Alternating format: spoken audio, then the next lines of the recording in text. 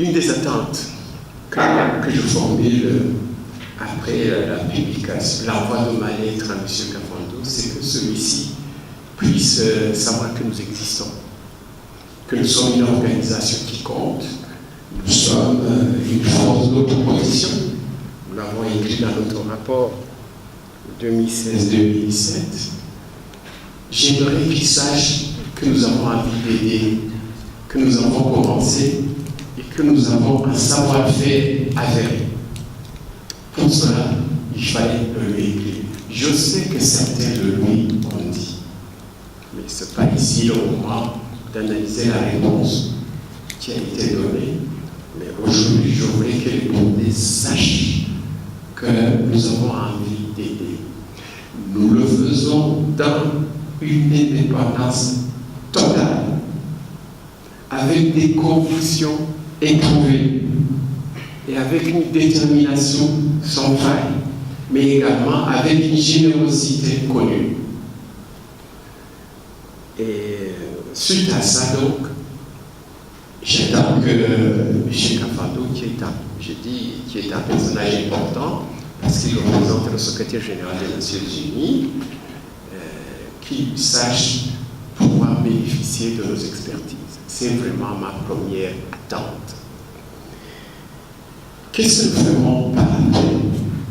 Il y a des actions que nous avons prévues depuis longtemps. C'est par exemple des séminaires de formation, des séminaires de sensibilisation en faveur du processus de vérité et de réconciliation. Et pour cela, nous avons ciblé un certain nombre de régions qui comptent beaucoup plus dans l'histoire de notre pays et qui sont au cœur d'un certain nombre de préoccupations que nous avons traversées, que ce soit sur le plan ethnique, sur le plan régional, sur le plan planique, sur le plan économique, mais que ce soit également sur le plan régional et international. Ce n'est pas la première fois que je tente de l'approcher.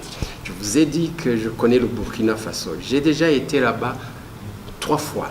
J'ai déjà été reçu par le chef de l'État. J'ai une amitié très sincère avec les membres du gouvernement de là-bas, notamment le ministre des Affaires étrangères. Et avec beaucoup de Burkinabés haut placés, j'ai évoqué que j'étais intéressé par le fait de savoir que c'est Michel Kafando qui représente les Nations Unies dans mon pays, le Burundi. Et j'ai dit, monsieur, d'après ce que vous me dites, vous adorez le travail du CIRID. Nous venons d'accorder un prix à un lauréat burkinabé.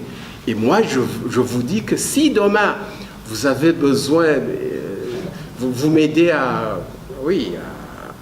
approcher votre compatriote, l'ancien chef d'État, M. Kafando, moi, ça me ferait plaisir. Je sais que mon témoignage va l'aider. Alors, quelqu'un d'ailleurs m'a dit, écoutez, c'est d'autant plus facile que même quand nous allons dans les hémicycles internationaux, comme à l'Union africaine, à Addis Abeba, la plaquette du Burundi à l'Union africaine est juste à côté de la plaquette de Burkina Faso, par ordre alphabétique, donc le contact est facile. Bon, maintenant, les circonstances ne m'ont pas encore favorisé sur ce point, mais je sais que je n'ai pas demandé l'impossible. Un jour, ça ira. Est-ce qu'il peut tout seul influer sur la suite des événements? Non, non, non.